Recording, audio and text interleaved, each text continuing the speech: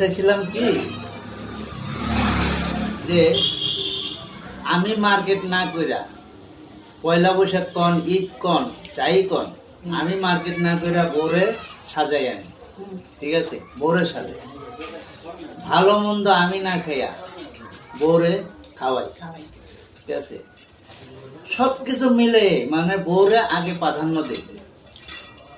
এখন মূল বিষয়টা হচ্ছে এই বউ কিভাবে এত কিছু প্রাধান্য দেওয়ার পরেও আমি না খেয়ে তারে খাওয়াই, আমি মার্কেট না করে তারে মার্কেট করে দেই। আমার কি জীবন যাপন না না জ্বলতাছে না, জ্বলতাছে না। কথা হলো একটাই, সেটা হচ্ছে ওই যে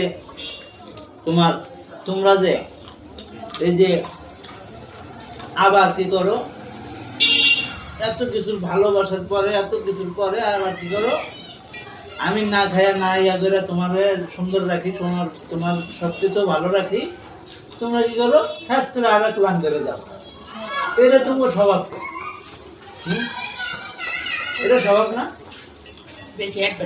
না না না না ব্যক্তিগতভাবে জিজ্ঞাসা দিত কে লেগে যায়, কে লেগে যায় মুখ তো পটর পটর করে কে লেগে যায় নিশ্চয়ই কোনো কারণ আছে, কারণ ছাড়া কি দিন যায় না।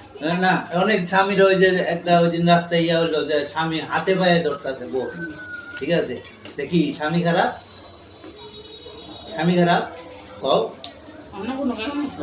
অন্য কোনো কারণ না, কারণ একটাই, তোমরা ওই কি কইতাম ওই মানে তুঙ্গ মনের ভিতরে মায়া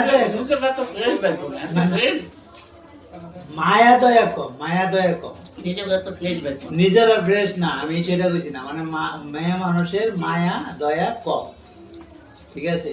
এই হলে মূল বিষয়।